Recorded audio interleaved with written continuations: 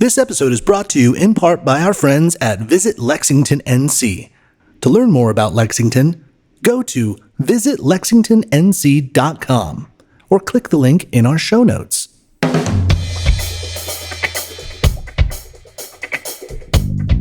Thank you for downloading, subscribing, and telling your friends about the North Carolina Food and Beverage Podcast.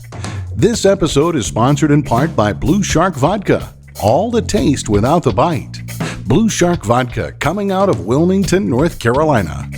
And by Spot On, tech that helps your business grow. And now, they put the wine in your glass, the bitters in your bottle. It's Max Trujillo and Matthew Weiss. Hello, and thank you for listening to the North Carolina Food and Beverage Podcast. I am your co-host, Max Trujillo. And I am your co-host, Matthew Weiss. And in Lexington, North Carolina, we get a little slice of home from Bull City Ciderworks. We are in the new facility of Bull City Ciderworks back in the Depot District. And we are speaking to the creative force, the owner, the everything man for Bull City Ciderworks, John Clowney. Welcome. How are you? Good. Thank you for having us today. Yeah. And you've brought by your mad genius, the head cider maker, John Gorlick. Hey, everybody. Thanks for having me. Yeah. Welcome to your team. Mm-hmm. You're just under a year as the cider maker here at Bull City. Yeah, I've only been here for about a year. It's been 11 months. Yeah. It's been a wild ride for sure. We've had a lot of renovations, and we're really excited to have all of our old customers who used to see the old place come back to see this new beautiful place. But I was thankful to see the old warehouse and all the other ones that are next door. Watch the whole place change, and I'm still here with the new warehouse standing. Yeah. So as Matt mentioned, for familiar faces, we typically, we're coming out of the Triangle. So Bull City, I wonder if people from Lexington even know what the hell Bull City is. No, we were moving in. They were like, hey, you're going to rename it Pig City now? Like, this is the big location. So, we started in Durham, North Carolina. I was actually living in Raleigh at the time when we started the company. We actually were looking at taking a bigger space in the Golden Belt area in Durham. And then what happened, we had some hiccups in our lease negotiations. Things were kind of going sideways. We'd actually been in Lexington for the barbecue capital cook-off and met some people, and they kind of presented the options here. They were like, man, you should really come here. We've got all this warehouse space, old furniture factory, nobody's using it. And I actually grew up 15 minutes north of here. Yeah. So very familiar with the area. Yeah, I went to church right up the street. I went to school 10 minutes from here. So. Oh, and we have heard some stories about your high school English teacher. Mrs. Truel. Mrs. Truel, that is correct. Truel? Generally not.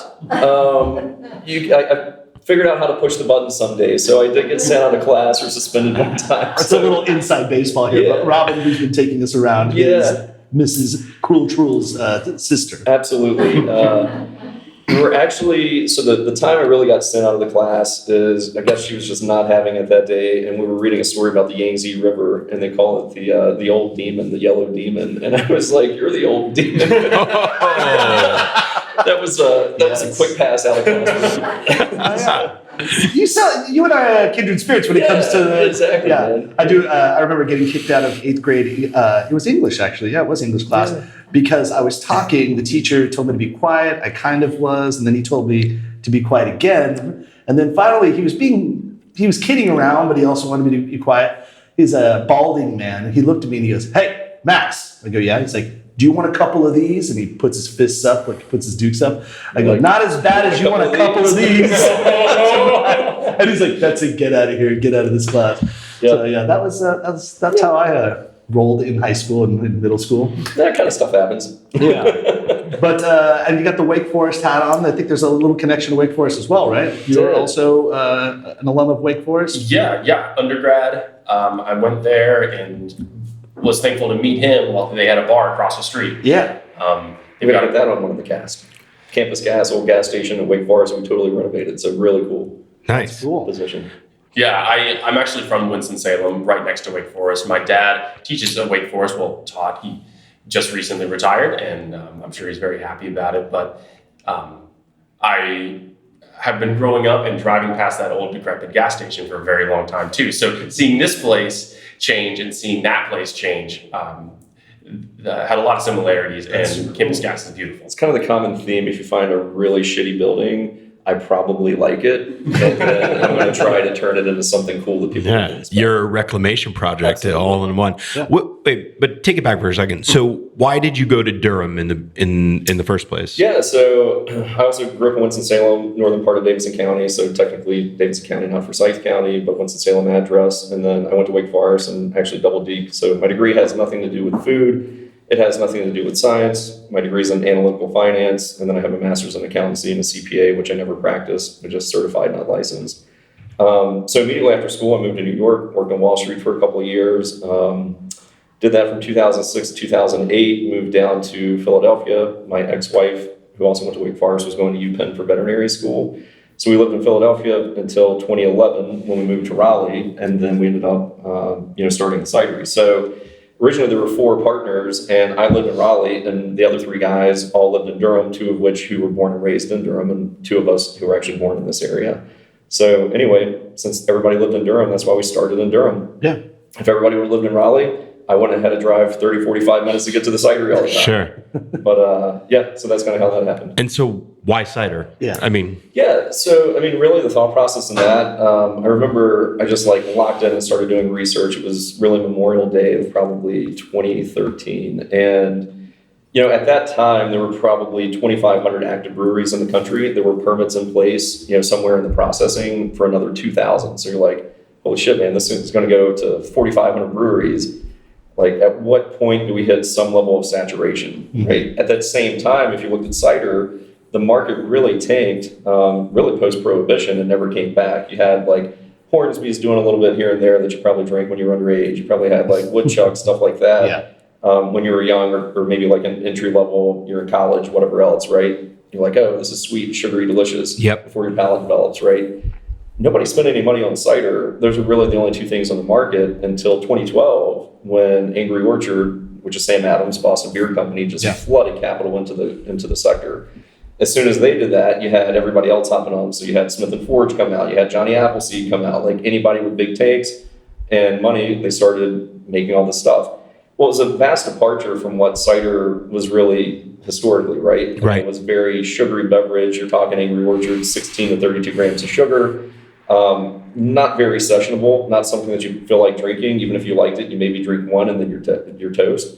You don't want to keep doing it. So we thought, look, there's got to be an option. There's got to be a better way to make cider. There's got to be something that tastes better. There's got to be something that people actually want to come in and have some fun drinking a couple of these versus oh, I don't like beer. I don't want to drink beer. I don't want liquor. They're at some bar or restaurant and they're like, I just want the Angry Orchard. They have one and they're done. And they probably don't even drink the whole thing. Right. I've not met any people who are actual fans. Doesn't mean they wouldn't drink it, but in terms of avid, oh man, this is the best beverage, I can't wait to have it. You weren't really seeing that in the cider market. That beer market had it, right? Mm-hmm. So at that time, like I said, we were probably approaching, or what would be approaching 4,500 breweries in the country. There's hardly any cideries at that time. So it was very calculated in terms of, even in North Carolina at that time, we already had an explosion of so many breweries that were making good beer. So it's from my perspective, we don't just need to know how to make beer. We need to know how to make better beer than people who are already making good beer. Right. So how are we going to break into that market when all this stuff already exists around us, but none of them are making cider? So, and most people don't realize it, and it's far below Washington State, but North Carolina is the 7th largest grower of apples in the country. So we do have an apple culture here. We do have a history with it in the state, but nobody was capitalizing on it. So really, at that time, if you rewind back to 2013, there were probably just a handful, not even a handful, probably 4 ciders being made in the state. And most of them were McRitchie, St. Paul Crossing. So there were vineyards that were making a cider. And then Noble started and us started around the same time. So we became the first category killers where we're not vineyards, we're actually making cider. And it's been great since then. Because we kind of carved out the niche that nobody was attacking, right? And we're not competition for the brewery. They like to have the cider as a compliment. What's the cidery in Virginia that is so Gold Rock Rock was starting around the same time. Yeah, no, there's Bold Rock, but You're talking about Diane. She just retired. yeah, Foggy Ridge. Foggy Ridge. Yeah. Thank you. Yeah, And- because they were really cutting edge in terms of like they were James Beard nominated, Absolutely. and up in And Virginia. really focused on single varietals, unique blends, things like that. So I mean, she really made nice ciders. It was a shame to see her, retire. But I think she they're still in the game. produces. Well, she's still Growing grows apples. and Right, sells they're just apples, not so. in the production game distribution as much, I don't think. So. Yeah. But then you also had Bold Rock, which like kind of Right. teeters that line between like a mass-produced Angry Orchard, It but does. also making Absolutely. some dry ciders that were pretty good. For sure. And I think if you put them next to each other in a blind taste test, I think people are going to prefer Bold Rock to Angry Orchard, in my opinion, because it did offer something. People who that's have unique. an educated, elevated palate. Yeah. Exactly. Yeah. Sure, right. But at least it was starting to see that departure from super over sugary sweet type cider. They were reducing the sugar a little bit, but still running higher sugar content than what most of our ciders run. So we knew those guys were starting. I mean, they had a lot of capital. Brian Shakes is one of the founding partners there. I mean, he was involved with Magners, he's been in the cider game for 40, 50 years. He owns the largest cidery in New Zealand. They have the largest plastic bottle PET ciders going out in China. So he has been in cider for 4 or 5 decades. With him and his partner just happen to have an orchard up in Virginia. So now they actually put their bigger location in Mills River, not too far from Sierra Nevada. Okay. And they actually were producing more in North Carolina in an old grocery facility warehouse than they were up in the Virginia location. I was going to say Virginia has made a big claim into cider, being that they have Absolutely. a huge production. They have a lot of apple orchards there. But For sure. I drove through there recently, and I was like, "Oh my God, there are cideries all over the place." And so that's where, even going back to doing that research, we knew that there was a gap in our market in North Carolina, right? Because you had Virginia, which is number 6 grower of apples in the country. We're number 7. They were exploding in cider culture, right? Like they actually had a cider association. They had, 24 cideries that were in the market, as opposed to we just finally solidified our cider association in the last year and a half, right? And have actively started pushing that with Cider Trail and trying to market our brand as an industry, right? So we were just behind on it. So that was clearly a market opportunity that nobody was capitalizing on. And I really admire this perspective because of your business mind. You were able to look at, it wasn't, to be fair, and maybe I'm wrong here, you weren't necessarily like a cider crazy aficionado, like maybe you like cider, That's but absolutely fair characterization. you saw the lack of it in the market, and you're like, this is where I can capitalize. Absolutely. Yeah. It's like this market is open and I can do what's actually being done in this market better. Yeah. Now, maybe not me personally, I got to find awesome people like Johnny that can, turn the apples into Carry it out, magic, yeah. right? But I knew that this existed as the opportunity, right? Because Yeah. people aren't doing it well. And like you said, it wasn't like I'm celiac or gluten-free or something like that. My whole life's mission has been like, oh man, I'm the apple guy, and you've tasted every cider and, figuring it all out. For me, it was, I don't like what's out on the market. I do believe that there's opportunity for it, and I know that I can do it better. This episode is sponsored in part by Blue Shark Vodka. All the taste without the bite. Blue Shark Vodka, coming out of Wilmington, North Carolina. That Blue Shark Vodka. Boom. We're proud to have them as our new title sponsor, and they're made with non-GMO, heirloom variety North Carolina sweet corn, distilled 4 times into perfection. They do triple filtration, which makes the vodka extremely smooth, clean finish, and it makes that alcohol bite nearly vanish. Yep, they're Blue Shark Vodka, the shark that doesn't bite. Check out Blue Shark Vodka at bluesharkvodka.com. We talk to all types of entrepreneurs, restaurateurs on this podcast, and some of them are making innovative new tacos or salsas, and they're perfecting the classic brisket, but they are all working to turn that love of food into a business, and that's often the bigger challenge. Our newest sponsor is here to help. Spot On works with popular local restaurants like the Ruddy Duck Tavern and the Village Market in Eastern North Carolina, getting them set up with new technology they need to stay competitive in this industry. It's the kind of tech that the chain down the street is already using, but made specifically for you, such as a cloud-based point-of-sale system that not only takes orders and payments, but also ties in online ordering to takeout and delivery. Then it breaks down all the data so you can tweak your menu or set your staff schedule. From fine dining to to food trucks, Spot On's integrated restaurant management system can help make running a restaurant less stressful and more successful. And you can get this end-to-end solution built specifically for your needs by a real person, Tanya Maniwo. She's a local Spot On account executive, and she'll be your partner the whole step of the way. Give her a call, 858-213-7820. That's Tanya M. at spoton.com. And Joe Van Gogh Coffee, serving the community from seed to cup, taking particular care at every step to honor the bean. This is Joe Van Gogh's Organic Mexican Grappos Reserve, which is really delicious. The Grappos Co-op was created in 2007 and made a tremendous impact for the small traditional farmers by creating avenues and resources to get their harvest not only in the market but certified, which allowed them to be competitive in the marketplace, in international marketplaces. And it has gone from the initial producers of 90 to well over 2,700 members. What we're going to drink here has flavor notes of graham cracker, apricot, and tamarind, which sounds so awesome. Kind of high altitude coffee coming in around 1,600 to 1,800 feet above sea level. The varieties, cultivars, are bourbon, typica, and maracea. This is luxurious living. So go to joevangoghcoffee.com. Check out their locations. They have them in Hillsborough, Durham, Raleigh, in the neighboring areas as well. You can find out more information about them at joevangough.com. My wife and I, we were funny. She's been trying to figure out her whole dietary thing, stomach problems and all. And she's like, man, all right, I think I'm just going to have to cut out gluten and dairy.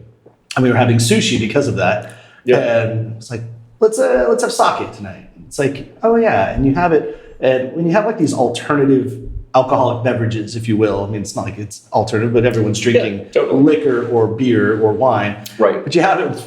We had a good time, let's just say, at the very end. And we were laughing and we're like, who knew sake was so fun? We're like, yeah, we're all having a happy time. Right. And then cider entered, we got some cider as well recently just to have those alternative beverages as well. Right. And you realize, like, man, there's so much more out there. You just get stuck with the thing you know. And even though there's so many beers out there and you can have a different brewery every night, for a year, never do the same one twice. Right. It's still beer. And it's still kind of the same thing. So it is nice to kind of open your spectrum of what your flavors are, because then it just opens up the whole world with food as well, with pairings. And you're like, oh yeah, now we can attack this a little differently now that we're doing it from an apple source. Absolutely. So, and it's not that you haven't been to a great beer dinner or a wine dinner, but I think that's what's so unique about the cider is it is such an open canvas. It does pair so well with different foods. You can do different things with it. One thing that we do here in our tap rooms that you never go to the brewery and you're like, hey, can you put some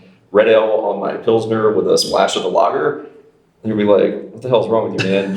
Why do you want to mix all those beers? Yeah. But here, it's like, you're trying to flight right now while we're doing this, you might be like, oh, you know what? The pineapple's really good, but I want to put some ginger in that pineapple. Oh, yeah. So we'll have people that come in and kind of make... It's very modular. The cider, very modular. It's a great term for it, right? That you can really take it a bunch of different directions, and it has so much flexibility with the food, not just on the pairing side, but also on the cooking side. Yeah, I want spicy tacos.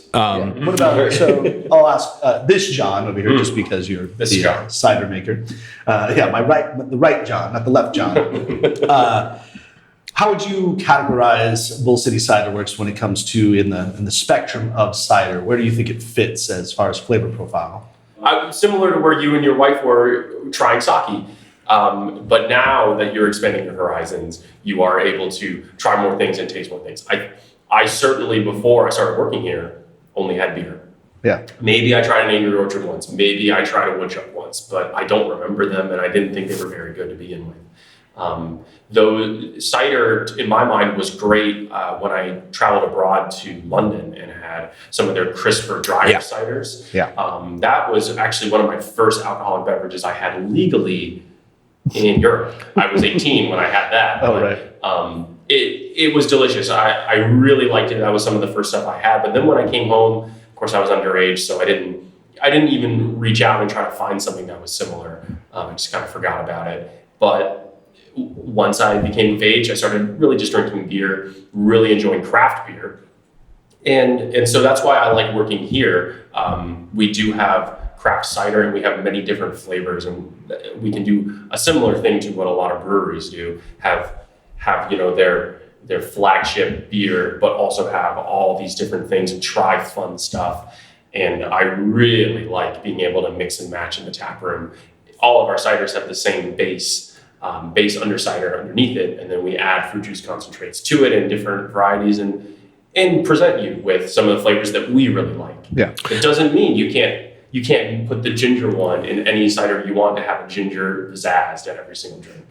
You know, I really like that about cider is that there feels very little judgment from because I mean, let's face it, beyond Matty Beeson, I don't know a cider nerd, right? You know? No, Matty's our buddy. Yeah. He's the original cider nerd around here. He is the original cider nerd. I mean, he was our first sommelier, I think, in the state, I believe.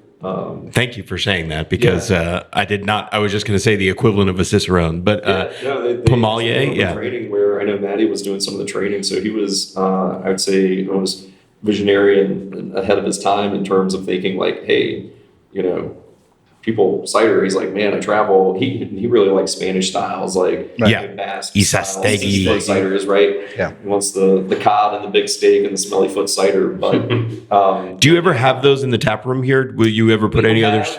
We've never produced them, but I mean, we've got somewhere back there. We probably have a couple bottles of it right now. Oh, nice. It's they're interesting. European ciders are very different. Absolutely. Yeah, far drier, I would say, right? For sure.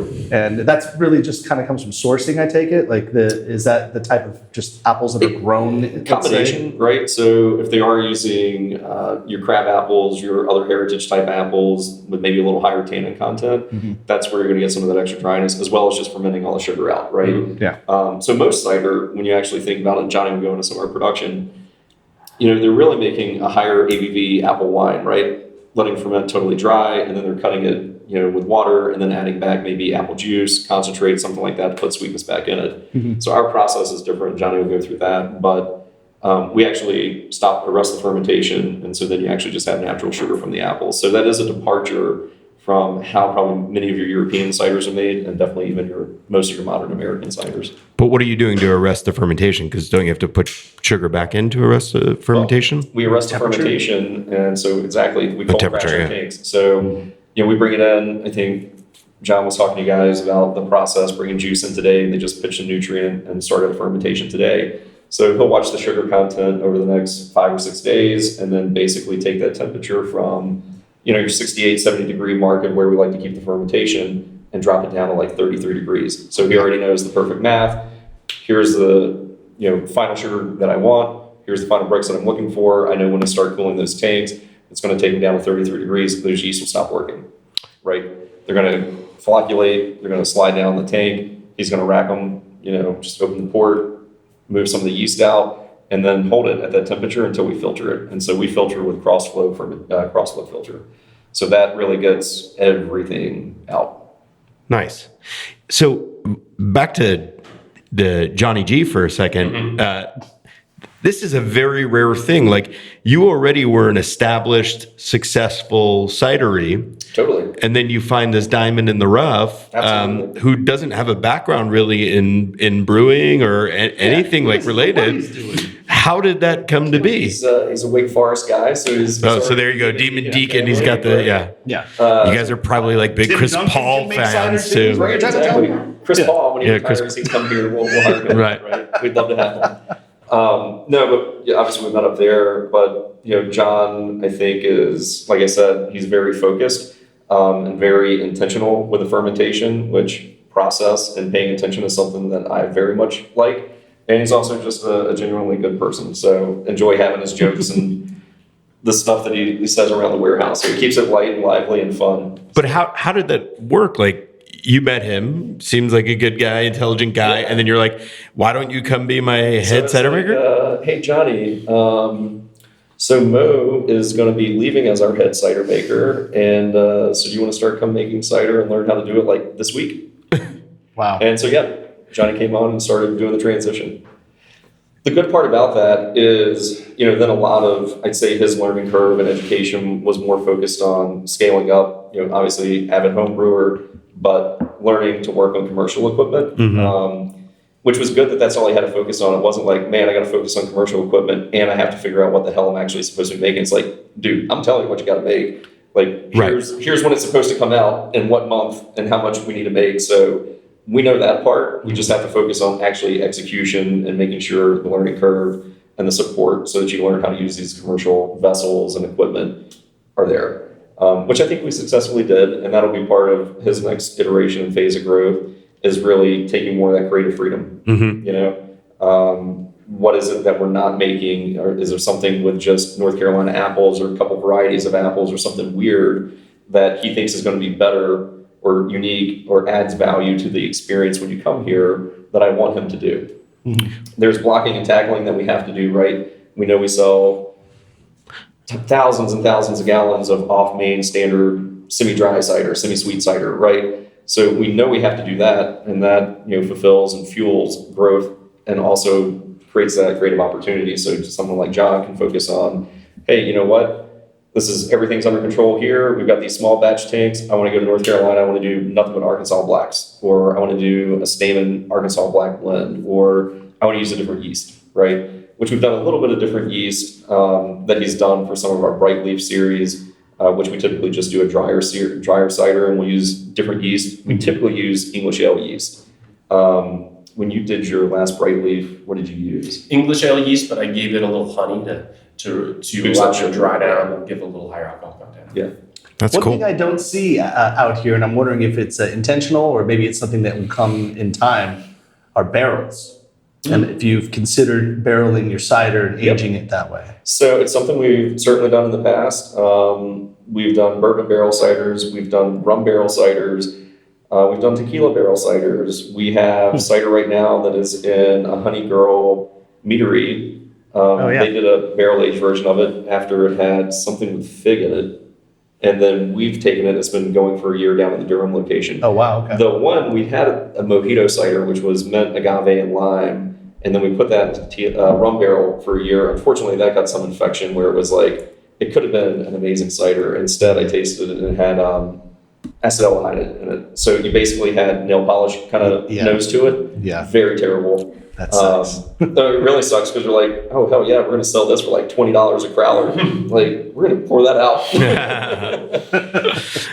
Because that will add like another depth to it. But also, I would say, from my perspective of Bull City Ciderworks, because I've had your cider a lot in my life, I always consider it kind of like refreshing and like kind of quenchable, kind of like it's a good hot day type of cider. Totally. This isn't your Isastegi or something that's like kind of highfalutin and very like heady or so. I'd say you're straightforward with it, but the nice part is as you were explaining here, you bring in the juice, you start fermenting the process, you kind of make a base cider, and then you're starting to amplify that by adding flavors on top of that. You want to speak about that a little bit, like as you expand your flavor profiles?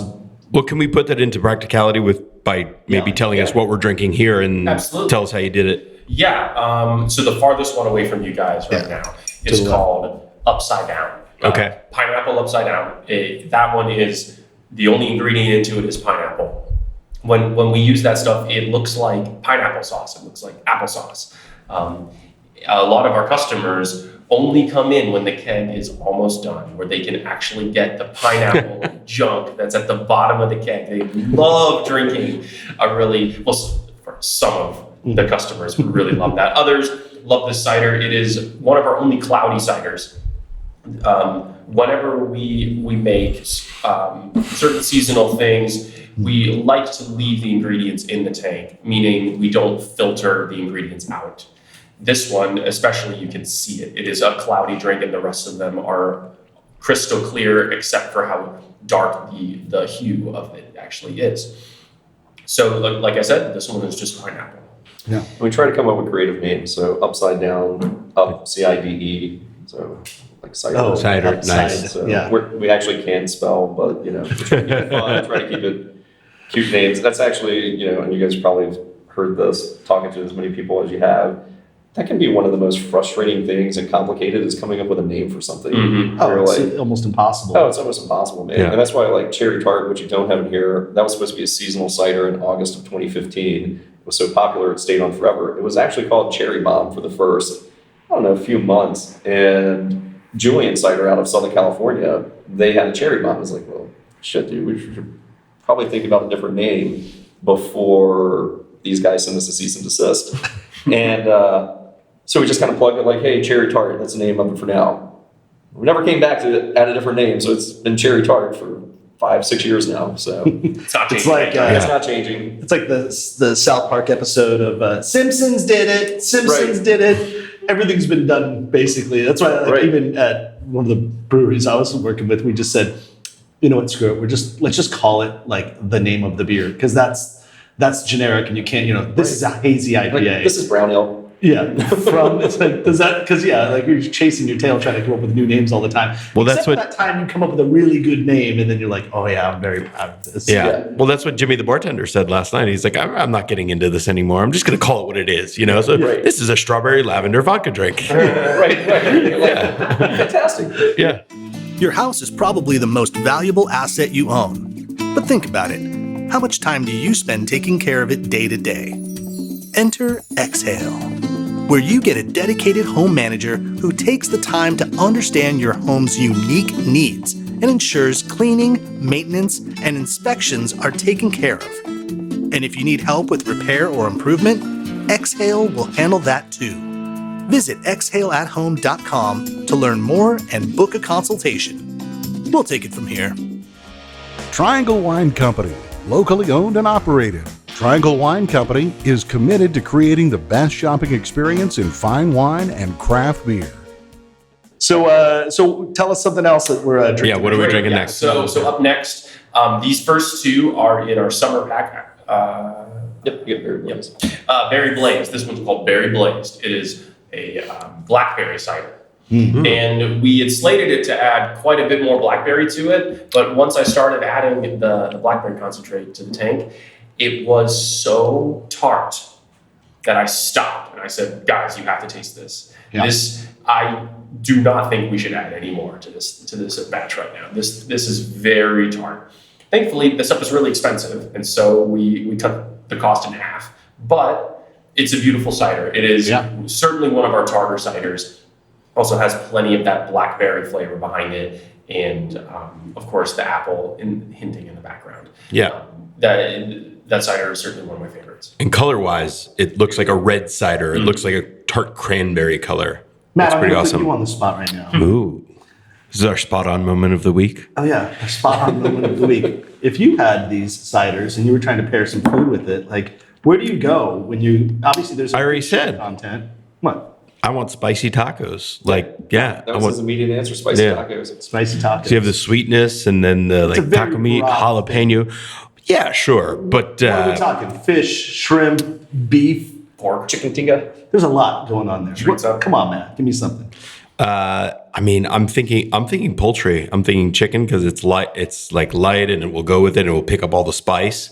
Put a bunch of jalapenos in there and pepper, and then the sweetness and the dry finish of the cider will just be like a magical pairing. I could do that. Yeah, we don't have any of it this time of year. It's one of our spring releases, but to your spicy taco, it's Yeah. the El Matador. It's our strawberry habanero cider. Nice. And that just crushes it. I mean, that was one that was a gold winner at the International Cider Competition a couple of years ago for best fruited cider. So it's or best spice cider actually was a category for that one. But yeah, I mean, stuff like that'd be perfect with, kind of that balance. But even that, not doubling down on the spice. I mean, like you said, if you had any of these are kind of fresh, like the pineapple would be great with some of your spicy tacos. Right. Exactly. What is the ABV of these? So we run about 5.5%. We label it 6%, but I think probably most of your fermentation comes in about 5.56. And it's fairly stable per each one because you are starting with your base. We start with cider. our base and pretty consistent input. Yeah. We do run into issues certain times a year when you get into very late harvest. So basically, they pick all the apples, they store them in controlled atmospheric storage to retard the ripening of the fruit, and so that way you can press the apples throughout the year. Well, as those have been in storage for around a year, you've lost a lot of starch. You've got the sugars are a little bit different, so you can end up where it comes in and it's a little bit lower starting bricks. But typically it's within a band. We know what we can accept and what we can't accept. So we kind of talk to folks before they try to send us juice that's like, oh yeah, it's got 9 bricks. Like, oh yeah, we can't use it. Yeah. And typically residual sugar or total sugar with when you add in some of the concentrates. Yeah, so you're off main, you're running about 8 grams of sugar Per liter? at base. 8 grams in 12 ounce. Oh, okay. Yeah, in a bottle. And then, I mean, it varies. Like things like Orange Hippie have no sugar in them additional, right? Because it's just hibiscus and orange peel powder. Things like your pineapple or your cherry tart are going to go a little bit higher. But Yeah. Is that this one in the middle right here? Is there orange in this? Yeah, that's our creme de la orange. I was gonna say it was like an orange creamsicle. Yeah. It's fantastic. I hate orange creamsicles. However, Well, I know that people love it. Yeah. People love So it. it's like, But I also know that How can you hate an orange creamsicle? Look, Come on. bad childhood. That's where it comes from. Hot summers, and then they hand me that. I'm like, this is all Here's this vanilla. refreshing something I orange don't really juice want. and ice cream. I kind of- this is horrible. I just wanted a frozen orange pop. That's really what I wanted. So, and I like what John did with that because it's not overly orange creamsicle-y, right? Like you're pulling out those notes a little bit.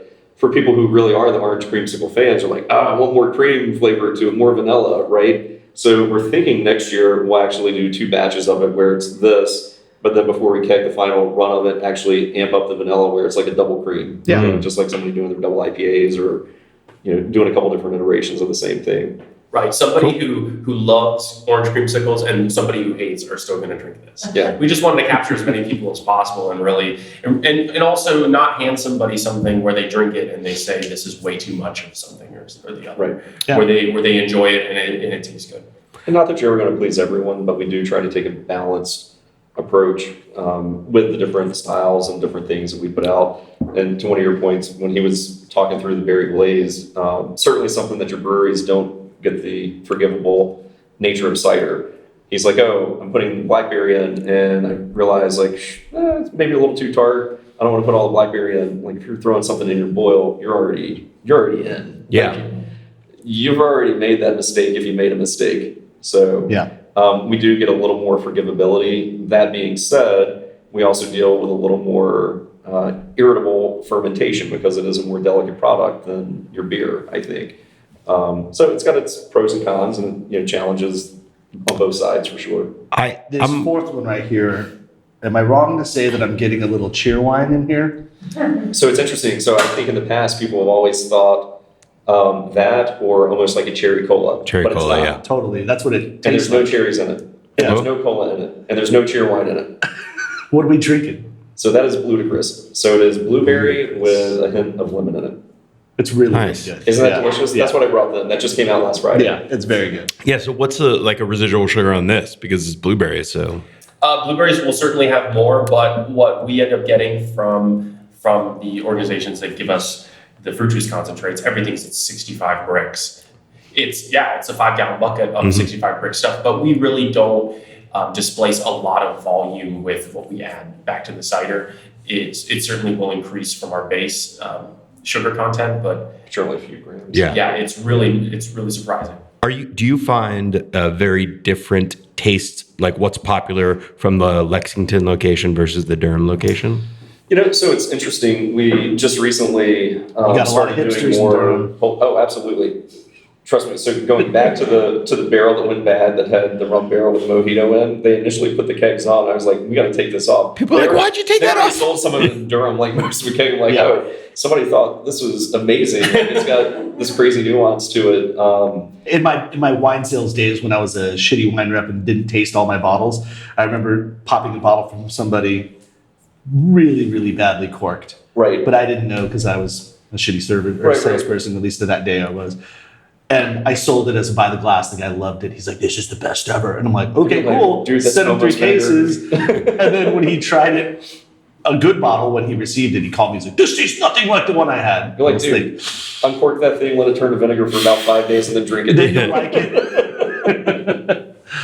But it's funny because obviously it holds true for wine, cider, beer, whatever. People can trick themselves. It's like, Oh, yeah. don't try to outsmart yourself, man. Just taste it. If it tastes like shit, say it tastes like shit. Let us know. We'll do something different. Yeah. We might put a lot of time and effort into it. Your palate might not like it. Somebody who really wants the orange creamsicle and I didn't give it to them, that's okay. You don't Yeah. like it. try something else. Right. Yeah.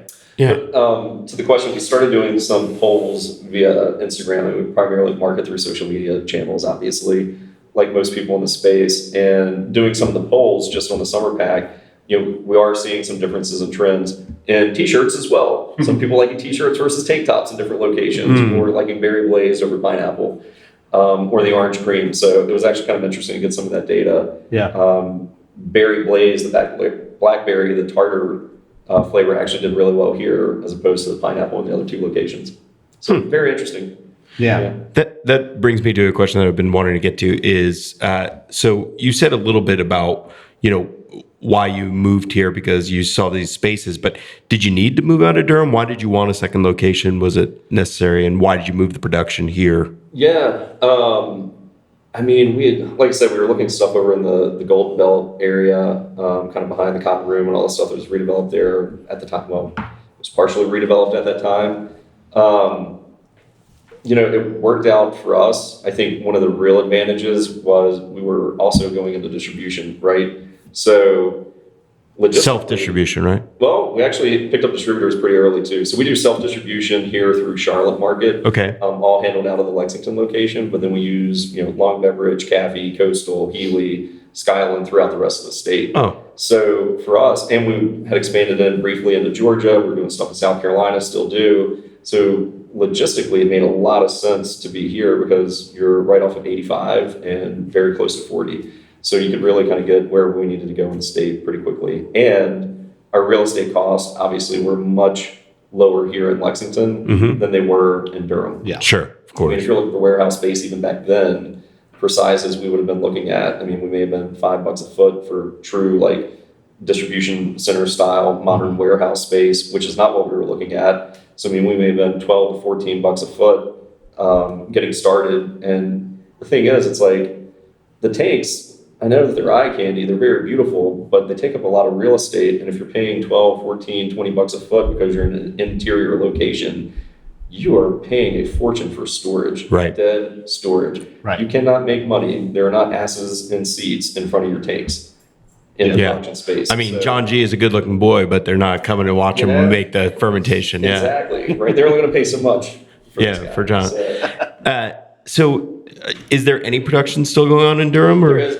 Currently, no, there's not anything fermenting there actively today, but we do have small batch production there. So we have 2 10-barrel tanks and a 5-barrel tank there versus what you guys just toured in Lexington. Those are all 60-barrel tanks on the fermenter side. So we can take 180 barrels at a time. That's what we start the fermentation on. And then we're getting ready to add a 90-barrel bright tank so that we can even process faster. Wow. Yeah. So we do about 100,000 gallons a year in a normal year. So 2018 was 100,000 gallons. 2019 was 100,000 gallons. 2020 was probably 76,000 gallons because the world shut down. So we ended up just packaging a lot of product. And then this year, we were producing 11,000 gallons a month most of the last 3 months. Wow. So let's get to this final cider in the flight that we're having. Yeah, so the final... Yeah, what's in that cider, Johnny? There's a lot. Okay. So what's fun is we were talking about creative license here earlier, and I certainly took it on this cider. This cider is called Flamingo. Oh. And it was originally supposed to have mango and a little bit of hibiscus powder to give it a little pink hue. I said, well, we make a blackberry cider, and that thing turned that cider very dark. If I had just a little bit, I bet it'll change the color just enough, and it did. Unfortunately, what it also did was make it very tart, in my opinion. Okay. We also had made a cider in the past that used guava extract. And so Flamingo, I thought, hey, let's give it some tang. Let's give it some tropical flavor to it. And I added some guava to it. And I think that's, in its final form, it has guava, mango, and blackberry in it. So Johnny, I had asked you, do you do a rosé cider? This is a rosé cider for the most part. I didn't know if you were just speaking on the like a wine variety or just no. I mean, from what I understand, I actually represent Wolfer Vineyards and Cidery, and so what they do is they just, because they're a winery, they add their must from the Merlot back into the rosé or back into their cider, and it's just a coloring agent. Yeah. And it looks really cool, and that looks cool too. So Yeah. you have a rosé cider. Johnny's not like Ryan Burke on the Angry Orchard commercial, like, check out these pink fleshed apples. Right. Where you're like, Oh, yeah. Ryan, come on, buddy. You know there's not enough of those apples in Normandy for you to make an Angry Orchard rosé cider. No. So they use hibiscus powder. Yeah. But yeah.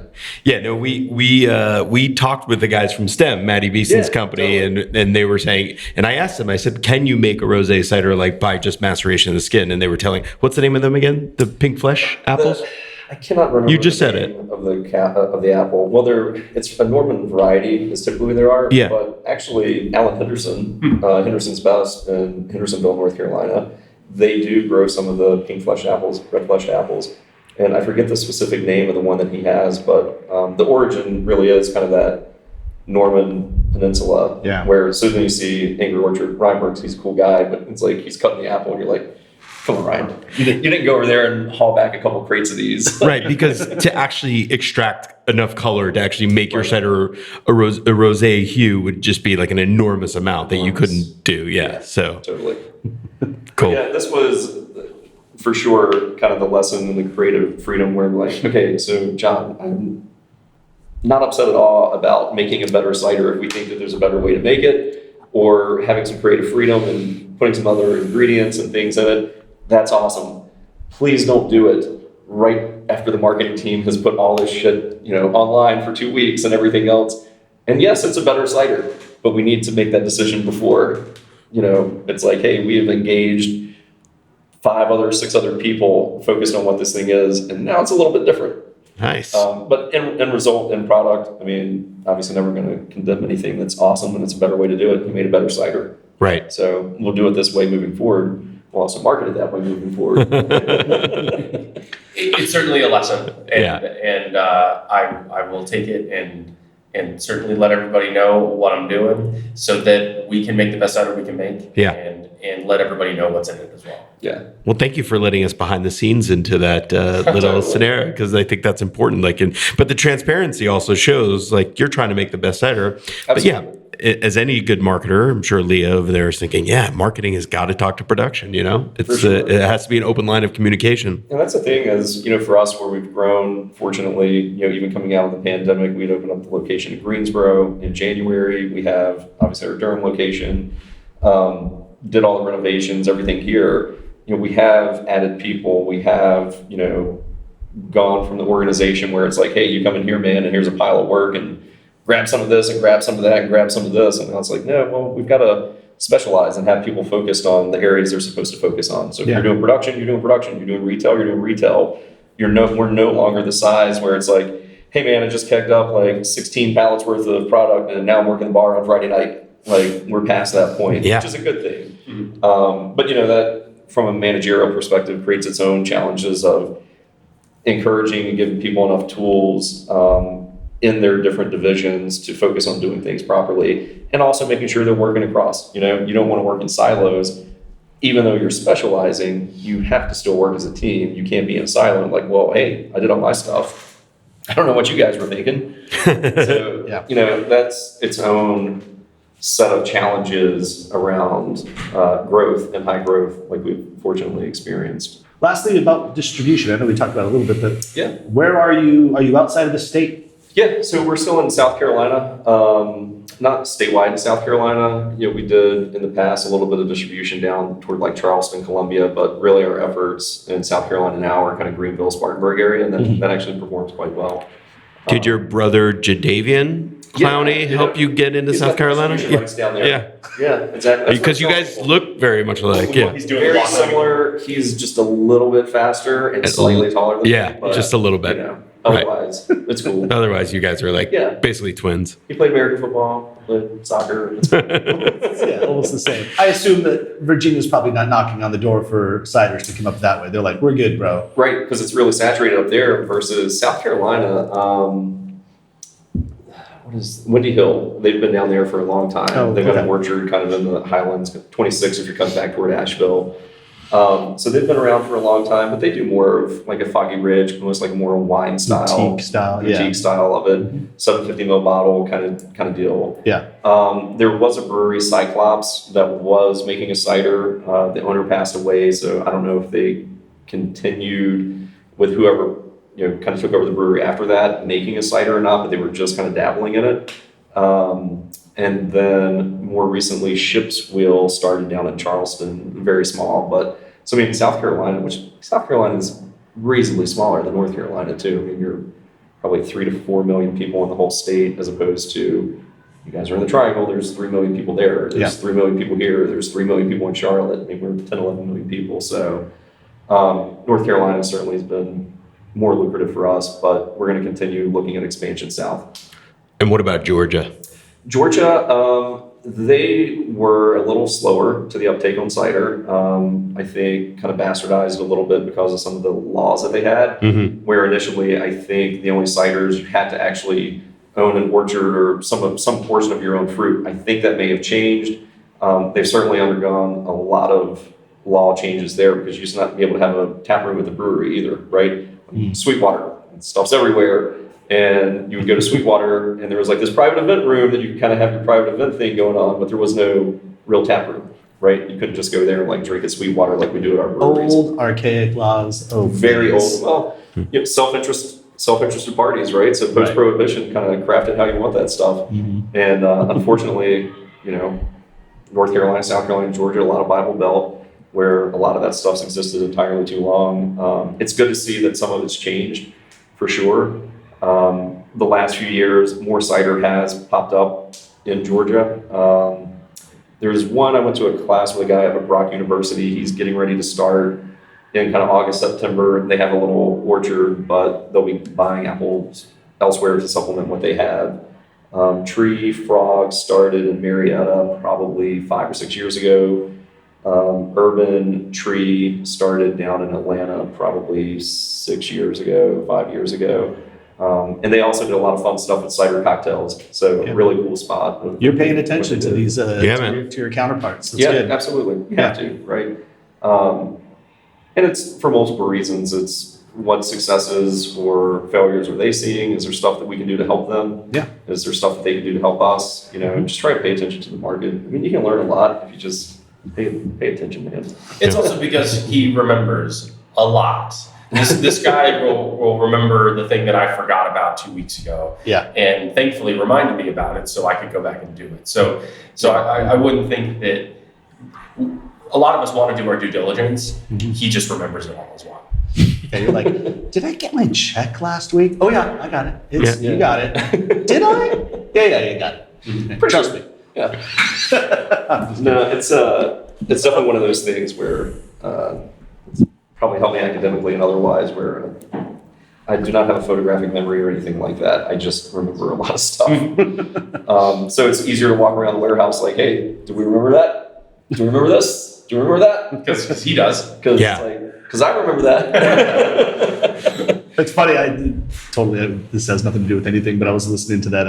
I finally remember what I was trying to mention about the Paul McCartney, Rick Rubin Hulu episode that they're doing right now. It's like this. It's called McCartney 321. Yeah, and it's just Rick Rubin and Paul McCartney in a room together. And he was like, Rick Rubin's asking Paul McCartney. He's like, so back then in the '60s or late '50s, when you and John were writing songs, there was no way to record these songs. Like if you're just in your room. And he's like, so how did you guys like remember these songs? He's like, well, that's just it. That's the beauty of the Beatles. That's the beauty of it all.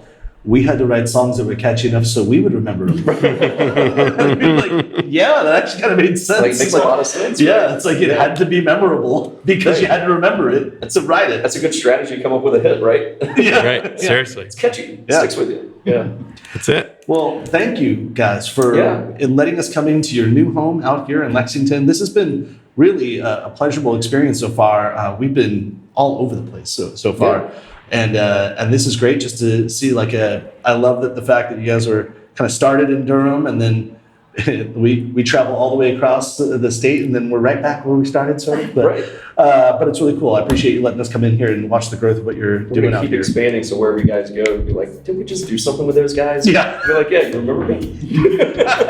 He's right behind me. Yeah. Well, I mean, if you want to do something with us, we could always collaborate on a cider, you know. We're totally down for collaboration. Maybe a rosé The, cider. the NCF and Bull City Cider. There you go. The rosé brose. There you go. We'll work on it. Cool. Well, John and John, thank you guys so much. For everybody out there. When you're in Durham, when you're in Greensboro, and when you're in Lexington, go Cary. and Cary. We're in Cary. Cary's going to open up downtown, 210 East Chatham Street, probably October-ish. Nice. We're waiting for the landlord's contractor to finish a little bit more of their work, and then we're building the bar the way we want it and putting in the cold room and taps the way we want it. So we will probably open October-ish there, and we actually will focus on cider cocktails at that location. Wow. Fantastic. Cool. Well, you heard it Cary's here. getting cooler every minute. Every minute. It really is, man. Yeah. So go to Greensboro, go to Cary, go to Durham, and of course, come to Lexington. Go to Bull City Ciderworks, and you will drink extremely merrily. Thanks for listening to the NC F&B podcast. And if you've stuck with us this long, review us on iTunes, and remember, 5 stars are encouraged. Proof Alcohol Ice Cream. We pour art and science into every bite. An artisan ice cream company from Columbia, South Carolina. Proof is changing the way people think about dessert.